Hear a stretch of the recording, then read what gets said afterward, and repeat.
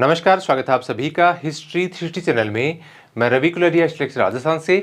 आज के इस वीडियो में हम पढ़ेंगे राजस्थान सरकार के फ्लैगशिप योजनाएं, कार्यक्रम कह दीजिए आप इनको। और थर्ड ग्रेड के एग्जाम में तो अलग से टॉपिक ही ये दिया गया है, बाकी चाहे ग्रेड सेकंड का एग्जाम हो, सीईटी का एग्जाम हो, आरएएस का एग्जाम हो, राजस्थान से संबंधित कोई भी एग्जाम हो, उसमें आपके ये फ्लैगशिप कार्यक्रम बहुत इंपॉर्टेंट हैं। तो आज हम फ्लैगशिप कार्यक्रम के बारे में चर्चा करेंगे इस वीडियो के अंदर। जैसा कि मैंने आपको एप्लीकेशन के ऊपर पीडीएफ दी थी, उसमें मैंने आपको बताया भी था कि फ्लैगशिप कार्यक्रम की संख्या है वो जैसे बढ़ाने के बाद में 28 हो गई थी। एक बार 28 दर्शा रहा था, अभी 27 दर्शा रहा है, आर्थिक समीक्षा में आपकी 26 दर्शा रहा है। तो इसकी संख्या में निश्चित रूप से कन्फ्यूजन थोड़ा सा रहता है। लेकिन यदि आप ये जो मुख्यमंत्री निःशुल्क निरोगी राजस्थान है, उसमें निरोगी राजस्थान को आप अलग नहीं मान सकते, तो उस दोनों को मिलाकर एक ही हो जाता है। और यदि आप DIPR-rajasthan.gov.in पर यदि आप इस पर वेबसाइट पर जाके देखेंगे तो आज आपको 27 ही दिखाएगा। तो हम इनको 27 मानकर ही पढ़ेंगे। वैसे मैंने 28 का दिया था, उन दोनों को मिलाकर ही आप समझ लेंगे, तो 27 के हिसाब से याद रखनी है हमें। तो सबसे पहले यहाँ पर देखिए, जैसे कि मैंने आपको बताया कि 1 सितंबर 2021 को हुई थी, जब 5 विभागों की 7 योजनाओं को फ्लैगशिप कार्यक्रम में शामिल किया गया था। उसके बाद में 14 विभागों के कुल कार्यक्रमों की संख्या 26 हो गई थी। फिर इसके बाद में इंदिरा गांधी मातृत्व पोषण योजना और मुख्यमंत्री निःशुल्क निरोगी राजस्थान को इसमें ऐड कर दिया, तो 26 और 2 ये 28 हो गई थी। लेकिन ये जो पहले निरोगी राजस्थान था, उसकी जगह ही अब ये मुख्यमंत्री निःशुल्क निरोगी राजस्थान है, तो अब इनकी संख्या आप 27 मान लीजिए। अब कौन से डिपार्टमेंट की कौन सी योजनाएं हैं, किसी की 1 है, किसी की 2 है, और जैसे चिकित्सा विभाग की और भी ज़्यादा हैं। तो ये हर डिपार्टमेंट वाइज क्या क्या इसमें कौन कौन सी योजनाएं हैं और इसमें क्या क्या प्रावधान हैं, ये सब बातों के बारे में आज के इस वीडियो में हम चर्चा करेंगे। तो यहाँ पर हम आगे बढ़ते हैं। सबसे पहले है आयोजना विभाग की राजस्थान जन आधार योजना। तो राजस्थान जन आधार योजना में मुख्य मुख्य बातें आपको याद रखनी है। ये शुरू कब हुई, इसमें कितने अंक का पहचान का अंक होता है, परिवार पहचान संख्या कितने अंक की है, और इसमें व्यक्तिगत पहचान संख्या कितने अंक की है, इस प्रकार की कुछ बातें आपको याद रखनी है। देखिए, पहले किस प्रकार के प्रश्न आते थे, सिंगल मतलब एक फैक्ट पूछ लिया जाता था। आजकल कथन वाले क्वेश्चन आ जाते हैं, तो उसमें आपको थोड़ा सा ध्यान रखने की आवश्यकता होती है। तो ये 18 दिसंबर 2019 को शुरू की गई ये योजना, और इसमें 1 नंबर, 1 कार्ड, 1 पहचान प्रदान किया जाता है। और इसमें जो परिवार की पहचान अंक है, ये देखिए, परिवार पहचान अंक है वो तो 10 डिजिट का होता है, और जो व्यक्तिगत पहचान संख्या है वो 11 डिजिट की होती है, जिसमें आप परिवार का मुखिया भी आ जाएगा और बाकी सदस्य आ जाएंगे। उनकी जो पहचान संख्या है वो तो 11 अंकों की होती है, और जो परिवार पहचान संख्या है वो 10 अंकों की होती है। 1 अप्रैल 2020 से ये राजस्थान में एक पहचान दस्तावेज के रूप में इसको मान्यता दे दी गई है। और आजकल तो ज़रूरी है, मैंडेटरी सा ही कर दिया गया है हर डिपार्टमेंट में, चाहे आप कोई फॉर्म लगाएं, चाहे आप किसी प्रकार का छात्रवृत्ति का फॉर्म हो, हर चीज़ में इसमें अनिवार्य कर दिया गया है। और तो ये इसमें कुछ विशेष और याद रखने की आवश्यकता तो मुझे नहीं लगी, ये जरूरी बातें हैं, आप इसमें ध्यान रखें। फिर उसके बाद में दूसरे नंबर पर है आपके ऊर्जा विभाग। तो ऊर्जा विभाग में देखिए, मुख्यमंत्री किसान मित्र ऊर्जा योजना। अब ये जो बिजली बिलों में छूट से संबंधित है। अब बिजली बिलों में छूट के लिए जो घरेलू बिजली बिलों में 50 यूनिट तक छूट दी गई है वो नहीं है, ये किसानों के लिए है। और इसमें 12,000 रुपये की छूट मिलती है सालाना, साल की 12,000 रुपये की छूट मिलती है, तो महीने के 1,000 रुपये हो गए। लेकिन यदि किसी महीने में मान लो 700 रुपये ही बिल आया किसान का, तो इसमें जैसे 300 रुपये उस महीने के कम रह गए, तो अगले महीने में यदि उसके बिल में 1300 रुपये आते हैं तो वो इसमें मर्ज हो जाएंगे, समायोजित हो जाएंगे, यदि किसी महीने में बिल कम आता है और किसी महीने में ज़्यादा आता है। लेकिन एक साल के 12,000 से ज़्यादा रुपये नहीं हो सकते। तो यही ये योजना है, मुख्यमंत्री किसान मित्र ऊर्जा योजना। 17 जुलाई 2021 को शुरू की गई, ये इसकी डेट हो गई। और इस योजना के माध्यम से प्रदेश के ग्रामीण क्षेत्र के मीटर्ड एवं फ्लैट रेट श्रेणी के किसान उपभोक्ताओं को बिजली के बिल पर अनुदान प्रदान किया जाता है। तो इसके अंतर्गत प्रतिमाह अधिकतम 1,000 रुपये। अब ये देखिए, प्रतिमाह की जगह आप ये सालाना अधिकतम 12,000 रुपये, प्रतिमाह अधिकतम 1,000 है, इससे ज़्यादा नहीं छूट मिलेगी एक महीने में।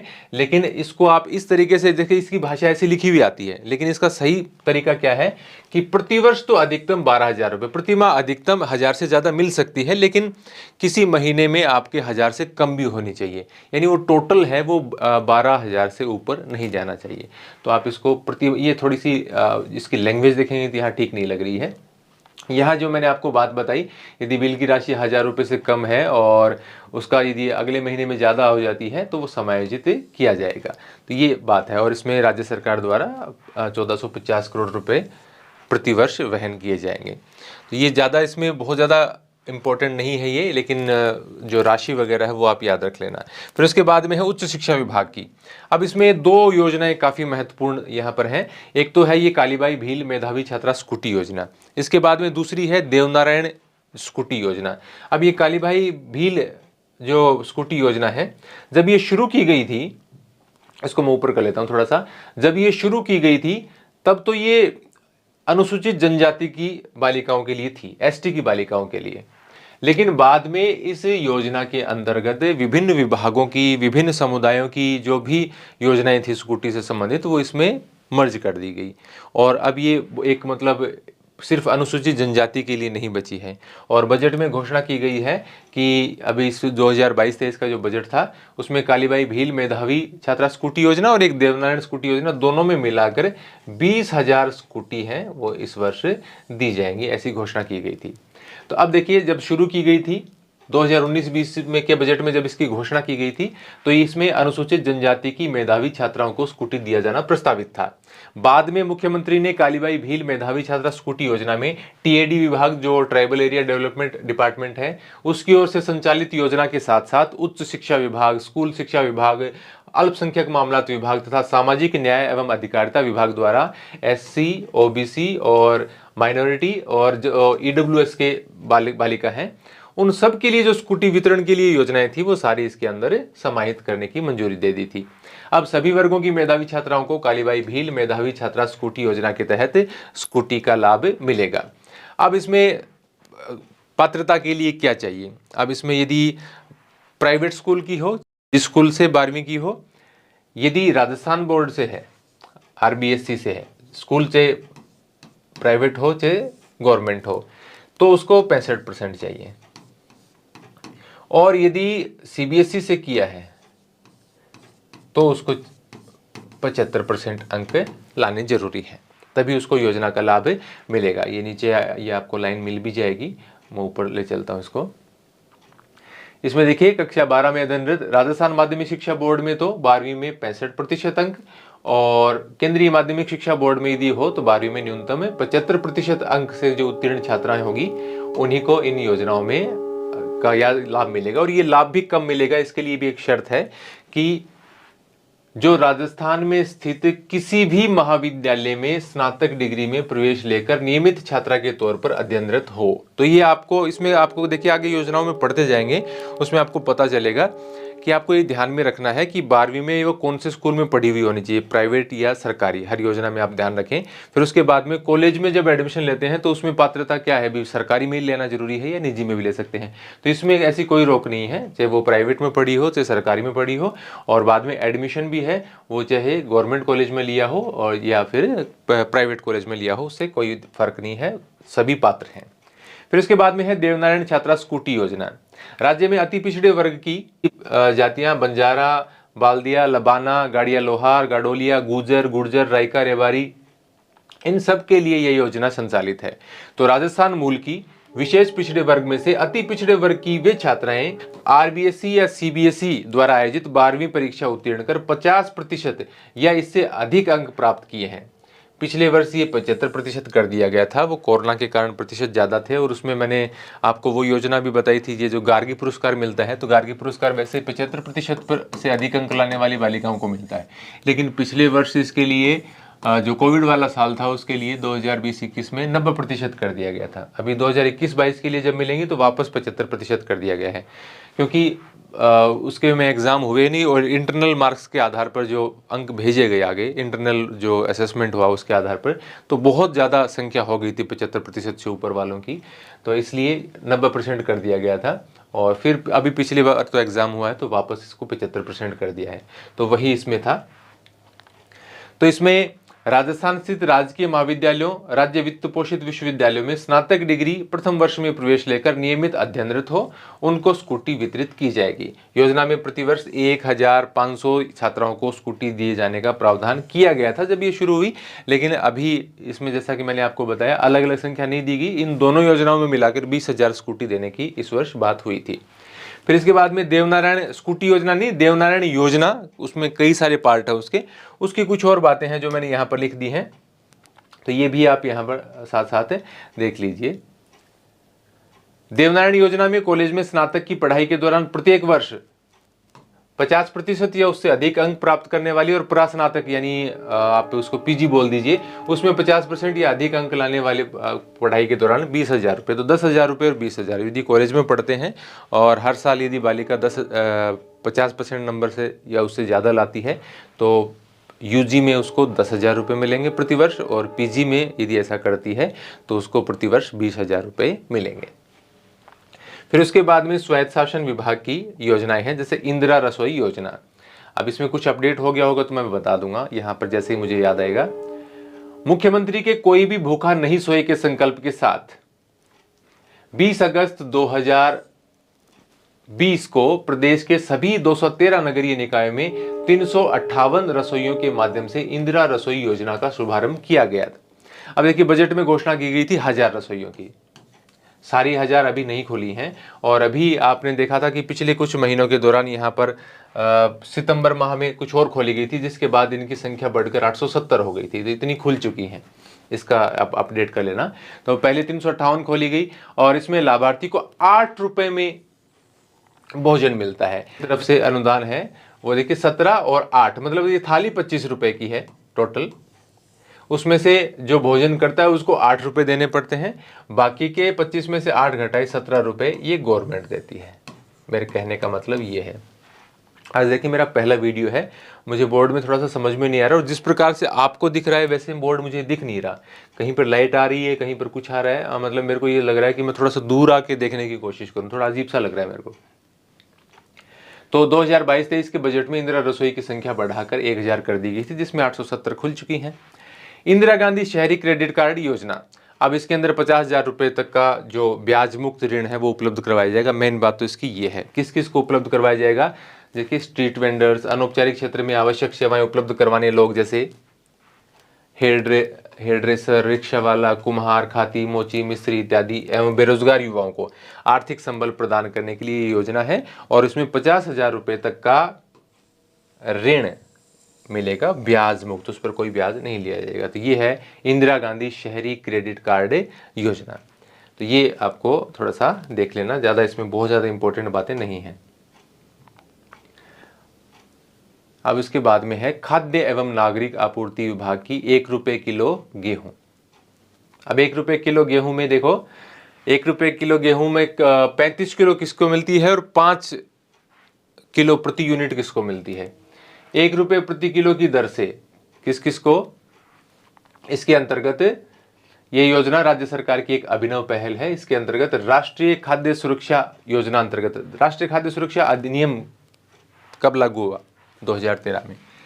एसएसटी वालों को तो पता होना चाहिए, राज्य खाद्य सुरक्षा अधिनियम 2013 में लागू हुआ, क्योंकि खाद्य सुरक्षा आपके तो टॉपिक है, जो मैंने इकोनॉमिक्स के नोट्स दिए उसमें भी आपने देखा होगा। तो इसी के अंतर्गत अंत्योदय, बीपीएल और स्टेट बीपीएल लाभार्थियों को 1 रुपये किलो की दर से गेहूं उपलब्ध करवाया जाता है। इसमें देखिए, राष्ट्रीय खाद्य सुरक्षा योजना अंतर्गत अंत्योदय राशन कार्ड धारियों को तो 35 किलो प्रति राशन कार्ड, राशन कार्ड के भी अलग अलग प्रकार होते हैं, तो इनको तो मिलता है 35 किलो प्रति राशन कार्ड।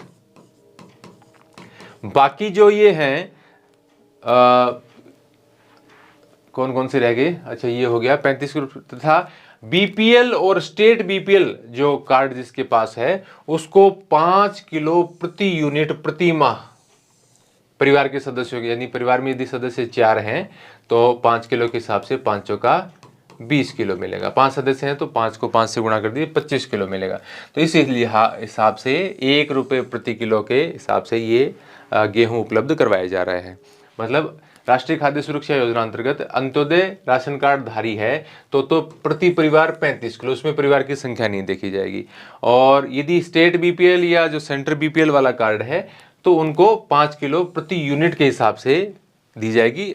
मूल्य वही है 1 रुपया प्रति किलो, चाहे वो उस कार्ड वाला हो उस कार्ड वाला हो, बस ये फर्क है। 35 उसमें एक मुश्त 35 है, उसमें परिवार के सदस्यों की संख्या के हिसाब से 5 किलो से गुणा करके निकालना है। तो ये है 1 रुपये प्रति किलो गेहूं योजना। मुख्यमंत्री युवा संबल योजना, ये आपके बेरोजगारी भत्ते वाली हो गई। तो ये 1 फरवरी 2019 से शुरू हुई है। इसके अंतर्गत पहले देखिए जब घोषणा की गई थी तब तो जो पुरुष हैं उनको देखिए यहाँ पर ये 3,000 रुपये, और जो स्नातक पुरुष और बेरोजगार हैं, महिला, विशेष योग्यजन और ट्रांसजेंडर श्रेणी के लिए 3500 रुपये का प्रावधान किया गया था। बाद में ये बढ़ा दिया गया 2021-22 में, हजार रुपये बढ़ गए इसमें। तो ये 3 का 4 हो गया और 3.5 का 4.5 हो गया। और इसमें एक शर्त भी जोड़ दी गई थी कि 1 जनवरी 2022 से योजना में नए स्वरूप से लागू हुई, जिसके अनुसार राजकीय कार्यालयों में प्रतिदिन 4 घंटे की इंटर्नशिप करना अनिवार्य था। जो अलग अलग डिपार्टमेंट्स में स्कूल भी थे, उसमें और भी राजकीय कार्यालय थे, तो 4 घंटे प्रतिदिन का ये प्रावधान है वो कब से जोड़ा गया है? 1 जनवरी 2022 से। तो ये 1 फरवरी 2019 को शुरू हुई है और तब इसमें पुरुषों के लिए 3,000 रुपये, महिला ट्रांसजेंडर विशेष योग्यजन के लिए 3500 रुपये। बाद में 2021-22 के बजट में ये राशि है वो बढ़ाकर 4 और 4,500 रुपये कर दी गई। फिर उसके बाद में 1 जनवरी 2022 से नए स्वरूप में लागू हुई, जिसके अंतर्गत 4 घंटे इंटर्नशिप प्रतिदिन सरकारी कार्यालयों में करनी आवश्यक कर दी गई। अगली योजना है हमारी स्कूल शिक्षा विभाग से संबंधित महात्मा गांधी अंग्रेजी माध्यम विद्यालय। तो एक तो इसमें बजट में कितने खोले गए थे वो देखने वाली बात है, और एक ये जो आपके मतलब जख्म ताज़ा हो जाएंगे कई विद्यार्थियों के, ये 10,000 शिक्षकों की ये जो सरकार अभी आपने देखा भी होगा संविदा पर कर रही है, जिसका काफ़ी विरोध भी हो रहा है और होना भी चाहिए। तो ये महात्मा गांधी अंग्रेजी माध्यम विद्यालय राष्ट्रपिता महात्मा गांधी की 150वीं जयंती के अवसर पर महात्मा गांधी राजकीय विद्यालय अंग्रेजी माध्यम कक्षा 1 से 12 तक स्थापित करने का निर्णय लिया गया था। और कई ये यूं ही बात दी गई है कि कई स्थानों पर आवेदन बहुत ज़्यादा आ गए थे, फिर मतलब ये इस प्रकार की बातें हैं। फिर इनकी लोकप्रियता को देखते हुए मुख्यमंत्री ने 5,000 से अधिक आबादी वाले प्रत्येक गांव और कस्बे में लगभग 1,200 तो पूरी हो गई, 1,200 अंग्रेजी माध्यम के महात्मा गांधी विद्यालय खोलने की घोषणा की है। फिर बजट 2022-23 में 1000 अंग्रेजी माध्यम स्कूल खोलने की घोषणा की गई। फिर उसके बाद में वन विभाग की घर घर औषधि योजना, तो एक तो सेंटर की थी इस प्रकार की स्कीम, और एक ये स्टेट गवर्नमेंट की इस प्रकार की स्कीम थी। घर घर औषधि योजना में 8 पौधे बांटे गए, मतलब 4 प्रकार के पौधे और 2 पौधे दिए गए, 8 पौधे। और कब शुरू की गई है वो उसके बारे में थोड़ी सी जानकारी है। मुख्यमंत्री ने 1 अगस्त 2021 को अपने निवास पर गिलोय का पौधा लगाकर घर घर औषधि योजना और 72वें वन महोत्सव की शुरुआत की थी। योजना के तहत वर्ष 2021 से 2026 के बीच में, ये डेट याद रखना आप, 2021 से 2026 के बीच में प्रदेश के लगभग 1 करोड़ 26 लाख परिवारों को लाभान्वित किया जाएगा। प्रत्येक परिवार को 8 पौधे दिए जाएंगे, जिसमें 2 तुलसी के, 2 गिलोय के, 2 अश्वगंधा के, 2 कालमेघ के। तो ये औषधीय पौधे हैं, ये उपलब्ध करवाए जाएंगे। 5 साल में 210 करोड़ रुपए खर्च करके 30 करोड़ से अधिक औषधीय पौधों का वितरण करने का लक्ष्य रखा गया है। इसी प्रकार की सेंटर की एक योजना थी आयुष मंत्रालय भारत सरकार की, जिसमें 75 लाख घरों में औषधीय पौधे पहुंचाने का। तो ये राजस्थान के एग्जाम के लिए तो आपके लिए उतना इंपॉर्टेंट है नहीं, तो आगे चलते हैं।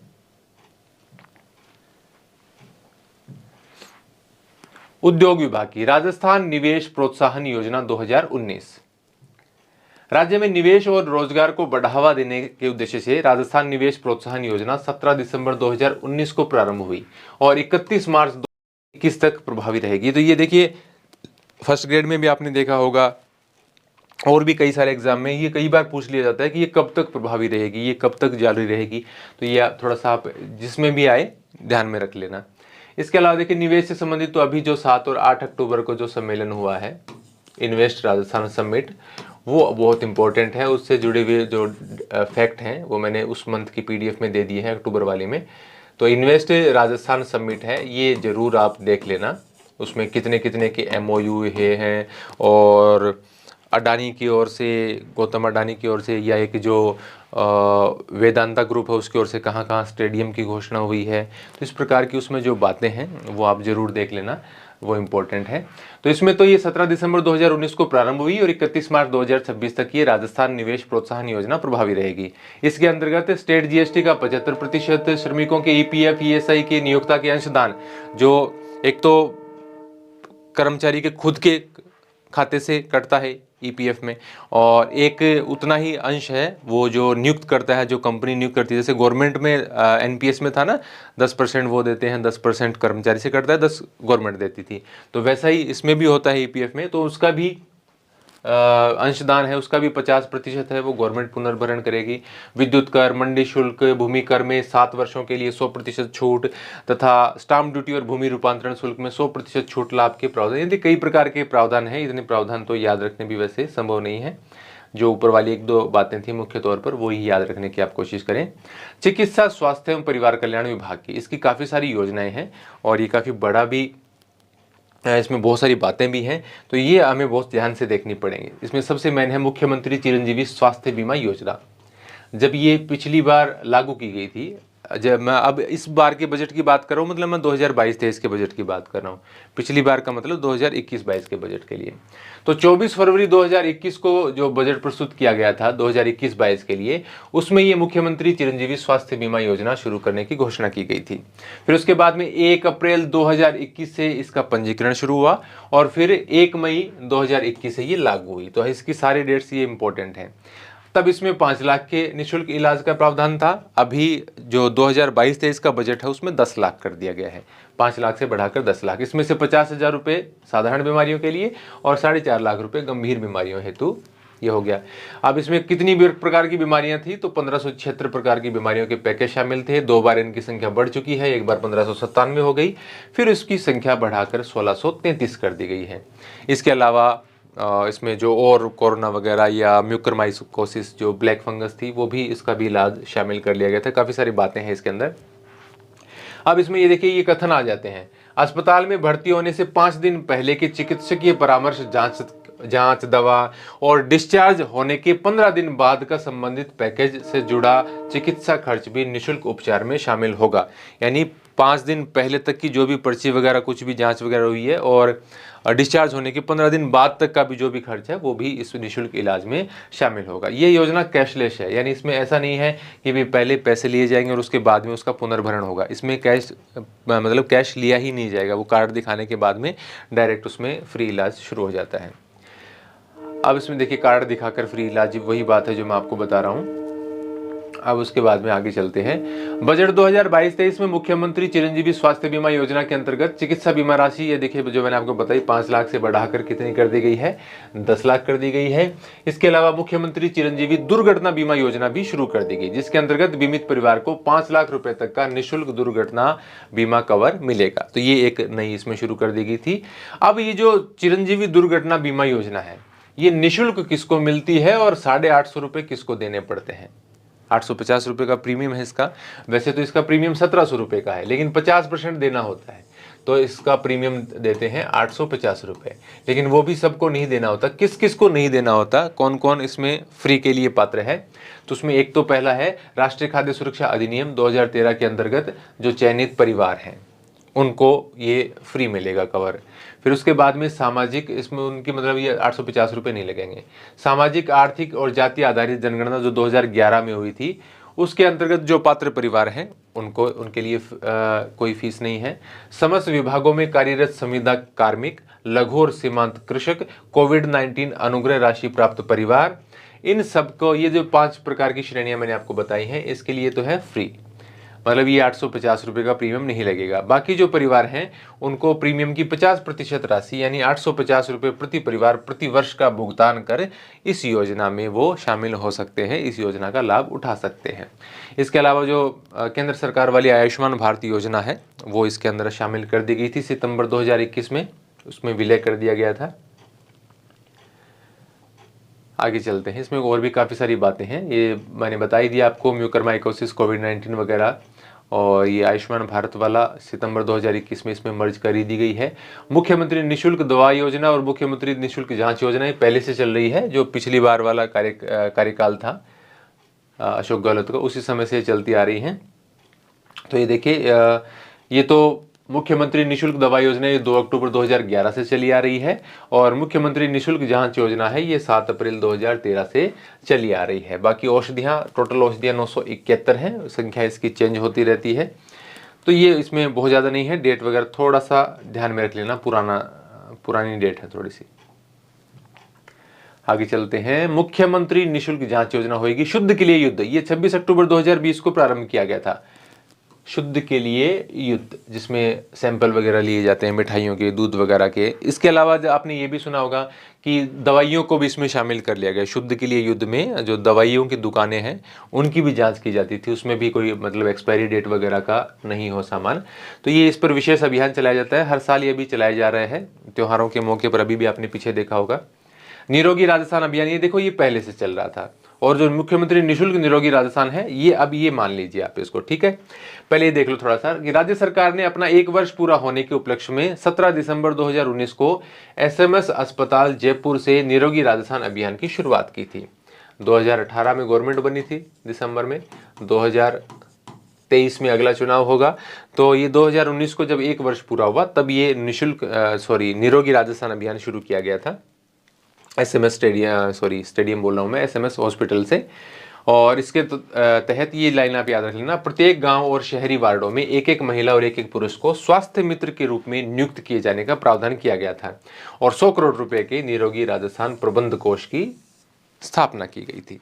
अब इसमें ये नई वाली आ गई है योजना, मैं आपको इसमें ले चलता हूं। मुख्यमंत्री निशुल्क निरोगी राजस्थान योजना, ये बजट 2022-23 की लेटेस्ट योजना। इस योजना के तहत 1 अप्रैल 2022 से राजकीय अस्पतालों के ओपीडी व आईपीडी में पंजीकरण निशुल्क शुरू किया गया। 1 अप्रैल से इसका ट्रायल शुरू किया गया था और 1 मई 2022 से ये पूर्ण रूप से प्रारंभ हो गई है। और आपकी जो चिरंजीवी योजना है वो पिछले वर्ष 1 अप्रैल और 1 मई थी, ये 2022 का 1 अप्रैल और 1 मई है, तो ये थोड़ा सा ध्यान में रख लेना। सामाजिक न्याय और अधिकारिता विभाग में देखिए मुख्यमंत्री कन्यादान योजना है एक तो, और सिलिकोसिस भी और भी हैं। तो देखिए मुख्यमंत्री कन्यादान योजना के लिए पात्र कौन कौन है, थोड़ा सा इसको ऊपर अभी कर लेते हैं। तो एक तो देखिए इसमें राजस्थान के मूल निवासी जो आर्थिक दृष्टि से कमजोर हैं, उनके कन्याओं के विवाह पर आर्थिक संबल प्रदान करने के लिए योजना शुरू की गई। SC, ST, अल्पसंख्यक वर्ग की BPL परिवार जिनकी बालिकाओं की उम्र 18 से अधिक वर्ष है, उनके विवाह पर 31,000 रुपये। इसके अलावा बाकी के जो वर्ग हैं उनमें यदि कोई भी BPL परिवार है या कोई अंत्योदय परिवार है, आस्था कार्डधारी परिवार है, आर्थिक दृष्टि से कमजोर, विधवा महिलाओं, विशेष योग्यजन व्यक्तियों, काफ़ी सारी इसमें श्रेणियां देख रखी हैं आप यहाँ पर देख सकते हैं। महिला खिलाड़ी का चाहे स्वयं का विवाह हो, उन सब के लिए पालनहार योजना से संबंधित हो कोई, तो उसके लिए 21,000 रुपये का प्रावधान है। सभी वर्ग की 10वीं पास कन्याओं को 10,000 रुपये और स्नातक पास कन्याओं को 20,000 की अतिरिक्त सहायता दिए जाने का प्रावधान है। ये उपरोक्त सहायता के अतिरिक्त है। ये योजना 7 अक्टूबर 2009 को शुरू की गई थी और पहले इसका नाम था सहयोग और उपहार योजना, अभी इसका नाम है मुख्यमंत्री कन्यादान योजना। फिर उसके बाद में राजस्थान सिलिकोसिस नीति। अब ये जो पत्थर वगैरह काटने का काम करते हैं चट्टानों में इस प्रकार का, तो उनको ये बार बार बीमारी हो जाती है लगातार वहाँ पर काम करने के कारण, तो इनके लिए क्या प्रावधान किए गए हैं। किसी की मृत्यु हो जाती है तो क्या है, उसकी विधवा महिला के लिए क्या प्रावधान है, वो यहाँ पर दिए गए हैं। 3 अक्टूबर 2019 को ये सिलिकोसिस नीति प्रारंभ की गई और फ्लैगशिप योजना में आती है। ये जो पत्थर तोड़ने का, खनन का काम करते हैं, इस प्रकार का जो भी है, ये मैंने आपको बताया उनके लिए है। और सिलिकोसिस रोग के प्रमाणीकरण पर पुनर्वास के लिए रोगी को 3 लाख रुपए की सहायता दी जाती है यदि उसको ये रोगी हो जाता है तो। उसके बाद में यदि रोगी की मृत्यु हो जाती है तो उसके अंतिम संस्कार के लिए 10,000 रुपये और इसके अलावा उसके परिजनों को 2 लाख रुपए की सहायता दी जाती है। सिलिकोसिस पीड़ित को पेंशन के रूप में, जो व्यक्ति यदि जब उसकी मृत्यु नहीं हुई होती है, वो जीवित होता है, बीमारी का उसका पता लग जाता है, तो उसको 1,500 रुपये की पेंशन प्रति माह दी जाती है। इसके अलावा यदि उसकी मृत्यु हो जाती है तो उसकी पत्नी को किस प्रकार से दिया जाएगा, विधवा को, तो 55 वर्ष से यदि कम आयु की महिला है तो 500 रुपये, 55 से 60 आयु है तो 750 रुपये। और ऐसा ही यही आपको एकल नारी में प्रावधान देखिएगा आगे, एकल नारी वाली में जैसे मैं इसको आगे ले चलता हूँ, एकल नारी में भी 55 से 60 आयु वर्ग की महिला को उसकी पत्नी है तो उसको 750, 60 से 75 आयु हो जाएगी जब 1000, और 75 से उससे अधिक है तो 1500 रुपये। सिलिकोसिस पीड़ित के परिवार को आस्था कार्डधारी परिवार के समान समस्त सुविधाएं तथा NFSA, जो मैंने आपको खाद्य सुरक्षा वाला बताया था अधिनियम वाला, उसके वो जो लाभ हैं वो सारे इनको मिलेंगे। मुख्यमंत्री एकल नारी सम्मान पेंशन योजना, विधवा, परित्यक्ता, तलाकशुदा महिलाएं जो राजस्थान की मूल निवासी हों, 18 वर्ष या इससे अधिक उनकी आयु हो और उनकी वार्षिक आय है वो 48,000 रुपये से कम हो। लेकिन ये छूट भी है कईयों को, किसको ये पेंशन दी जाती है, लेकिन BPL, अंत्योदय, आस्था कार्डधारी परिवार, सहरिया, कथोड़ी, खैरवा जाति और HIV एड्स से पीड़ित यदि कोई विधवा, परित्यक्ता, तलाकशुदा महिला है तो आय संबंधी शर्त उसके लिए लागू नहीं होगी, उसको छूट, मतलब उसमें 48,000 वाली शर्त लागू नहीं होगी। 48,000 से ज़्यादा भी है तो भी उनको ये मिलेगा। इसमें वही मैंने जो आपको सिलिकोसिस वाला बताया, 500, 750, 1000, 1500 रुपये, वही एज ग्रुप है इसके अंदर भी, एकल नारी में भी। आगे चलते हैं, मुख्यमंत्री वृद्धजन सम्मान पेंशन योजना। अब इसमें आपको ये ध्यान में रखना है कि रुपया कितना मिलता है, दूसरा वृद्ध माना किसको जाता है। यदि महिला है तो 55 वर्ष या इससे अधिक, और यदि पुरुष है तो 58 वर्ष या इससे अधिक है तो उसको वृद्धजन पेंशन योजना का लाभ मिलेगा। अब इसमें यहाँ पर कुछ और भी दिया गया है कि वार्षिक आय है वो 48,000 रुपये से कम होनी चाहिए। लेकिन जो BPL में है, अंत्योदय, आस्था कार्डधारी परिवार है, सहरिया, कथोड़ी, खैरवा जाति के, उनको सबको आय संबंधी जो शर्त है उसमें छूट प्रदान की गई है, जैसा कि एकल नारी वाले में हमने देखा। इस योजना के अंतर्गत 75 वर्ष से कम आयु के, यदि इसमें महिला पुरुष को सेम मिलती है, यदि उनकी आयु 75 साल से कम है तो 750 रुपये पर मंथ मिलेंगे, और यदि 75 वर्ष से उनकी आयु ज़्यादा है तो उनको 1000 रुपये पर मंथ मिलेंगे। लेकिन मिलना शुरू कब होगा वो डिफरेंस है, जैसा कि मैंने आपको बताया, महिला है तो 55 वर्ष की होते ही शुरू हो जाता है और पुरुष है तो 58 वर्ष के होने पर शुरू होता है।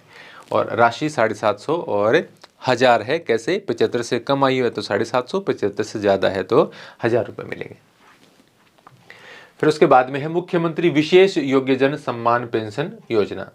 तो ये देखिए, इसमें कई सारी योजनाएं हैं और इसी प्रकार से चिकित्सा वाले में भी कई सारी थी। दिव्यांग अथवा प्राकृतिक रूप से बौनेपन से ग्रसित हो या प्राकृतिक रूप से ट्रांसजेंडर हो, जो राजस्थान का मूल निवासी हो तथा राजस्थान में रह रहा हो, जिसकी स्वयं की सम्मिलित वार्षिक आय 60,000 रुपये से 60,000 रुपये तक हो, पेंशन का पात्र होगा। यानी 60,000 से कम आय होनी चाहिए उसकी। BPL, अंत्योदय, आस्था कार्डधारी परिवार, सहरिया, कथोड़ी, उस सब के लिए मतलब वो आय संबंधी शर्त में छूट प्रदान की गई है, जैसा कि ऊपर वाली दो में हमने पढ़ा था। इस योजना अंतर्गत 55 वर्ष से कम आयु की महिला और 58 वर्ष से कम आयु के पुरुष पेंशनर को 750 रुपये विशेष योग्यजन के लिए, और 55 वर्ष से अधिक आयु की महिला और 58 वर्ष से अधिक आयु के पुरुष किंतु 75 वर्ष से कम आयु के पेंशनर को 1000 रुपये। 55 से देखिए शुरू ये कहाँ से होता है वो तो इसके देखिए 55 से कम आयु वालों को भी मिलती है। ये जो वृद्धावस्था पेंशन योजना है उसमें 55 और 58 से कम में नहीं मिलता, लेकिन ये 55 और 58 से कम में भी मिलता है, तब तो मिलता है ये 750 रुपये। यदि 55 और 58 से ज़्यादा उम्र है और 75 वर्ष से कम है तो इसमें मिलेंगे आपको 1000 रुपये, और यदि 75 वर्ष से भी अधिक आयु है तो उस विशेष योग्यजन को 1250 रुपये प्रतिमाह मिलेंगे।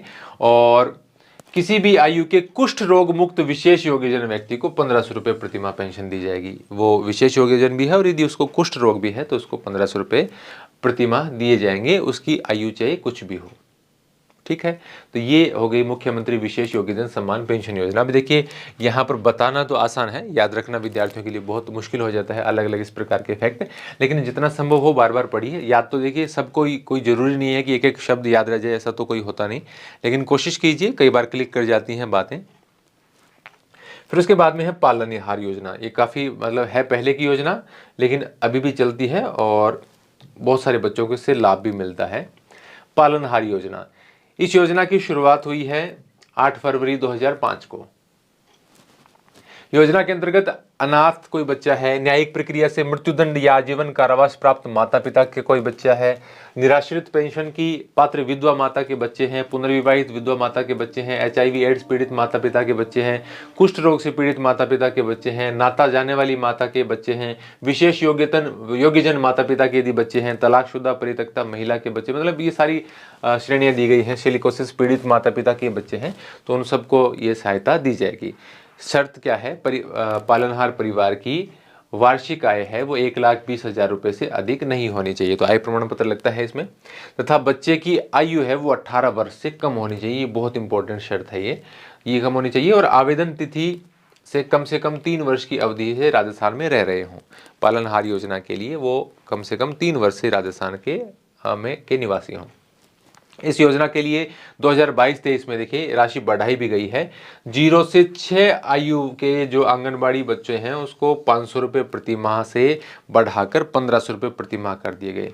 और 6 से 18 वर्ष के जो अध्ययनरत बच्चे हैं उनके लिए 1000 से 2500 रुपये कर दिए। यानी पहले हैं वो मिलते थे 500 रुपये और 1000 रुपये, अभी ये कर दिए गए हैं 1000 रुपये, नहीं सॉरी 1500 और 2500, 1500 रुपये और 2500 रुपये एज ग्रुप के हिसाब से। 0 से 6 साल वालों के लिए 1500 रुपये और 6 से 18 साल वालों के लिए 2500 रुपये कर दिए गए हैं। तो ये इंपॉर्टेंट योजना है, मैं आपको बता रहा हूँ पालनहार। इसको आप ये मत सोचिए कि ये काफ़ी पहले से चलती आ रही है, 2005 की योजना है तो हमको ज़्यादा हल्के में लेना है। इसको हल्के में नहीं लेना, ये चर्चा में रहती है योजना हमेशा। अब इसके बाद में कृषि विभाग की राजस्थान कृषि प्रसंस्करण, अब की बार तो बजट भी कृषि का अलग से आया था, तो राजस्थान कृषि प्रसंस्करण, कृषि व्यवसाय एवं कृषि निर्यात प्रोत्साहन योजना 2019। तो इसके अंतर्गत कृषि प्रसंस्करण और निर्यात को बढ़ावा देने के लिए ये योजना 12 दिसंबर 2019 को शुरू की गई थी। ये ज़्यादातर कई योजनाएं ऐसी हैं जो सरकार का 1 वर्ष पूरा होने के बाद में उन्होंने शुरू की थी। इसमें कृषक उत्पादक संगठन एवं कृषि उद्योग तथा विपणन से जुड़े व्यक्ति, समूह, संस्था, प्रतिष्ठान आदि इस योजना का फायदा उठा सकते हैं। इसमें कृषक व उनके संगठनों को परियोजना लागत का 50% अधिकतम 1 करोड़ हो सकता है तथा अन्य पात्र उद्यमियों को 25% जो कि अधिकतम 50 लाख रुपए है उसका पूंजीगत अनुदान दिए जाने का प्रावधान है। इतना अनुदान मिलेगा, 50% अनुदान मिलेगा। यदि उसकी राशि 1 करोड़ से कम बैठती है तो 50 मतलब अधिकतम 1 करोड़ रुपए मिलेगा। ऐसा नहीं है कि यदि 5 करोड़ रुपए खर्च है तो उसका 50% 2.5 करोड़ मिलेगा, ऐसा नहीं है। अधिकतम कितना मिलेगा? 1 करोड़। और अन्य जो पात्र उद्यमी हैं उनको 25% मिलेगा, अधिकतम 50 लाख रुपए तक। तो यह है राजस्थान कृषि प्रसंस्करण, कृषि व्यवसाय, यानी कृषि से जुड़े हुए उद्योगों से संबंधित कोई इकाई स्थापित करता है, औद्योगिक इकाई, उसके लिए है ये। सक्षम लघु एवं मध्यम उद्योग विभाग, MSME है ये, माइक्रो स्मॉल मीडियम एंटरप्राइजेज के लिए है ये। तो ये आगे बढ़ते हैं। मुख्यमंत्री लघु उद्योग प्रोत्साहन योजना 13 दिसंबर 2019 से, ये देखिए साल 1 पूरी हो रही है गवर्नमेंट की, तब की है ये। 2019 से लागू इस योजना का उद्देश्य उद्यमों की सरल स्थापना और रोजगार के नए अवसर उपलब्ध कराते हुए वित्तीय संस्थान के माध्यम से ब्याज अनुदान युक्त ऋण उपलब्ध करवाना है। प्रदेश में उद्यमों की स्थापना और पूर्व स्थापित उद्यमों के विस्तार, विविधीकरण, आधुनिकीकरण हेतु वित्तीय संस्थानों के माध्यम से 10 करोड़ रुपए तक के ऋण पर 5 से 8% तक ब्याज अनुदान उपलब्ध कराया जाता है। 25 लाख तक 8%, 5 करोड़ तक 6% और 10 करोड़ तक 5% ब्याज अनुदान इसके अंदर दिया जाता है। यानी ब्याज में छूट है अलग अलग राशि के अनुसार। यदि 10 करोड़ रुपए तक का ऋण है तो उस पर 5 से 8% अनुदान। 25 लाख 10 करोड़ नहीं, इसको शायद ये आप इसको लाख करें, 10 लाख रुपए तक का है तो अच्छा नहीं सॉरी ठीक है, ये मतलब ये टोटल के लिए लाइन है, कंफ्यूजन हो गया थोड़ा सा।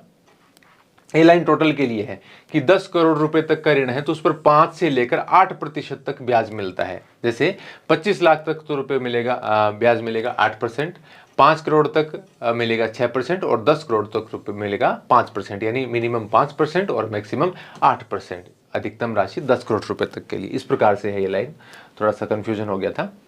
तो ये मुख्यमंत्री लघु उद्योग प्रोत्साहन योजना है। इसके बाद में है MSME अधिनियम स्वयं प्रमाणीकरण।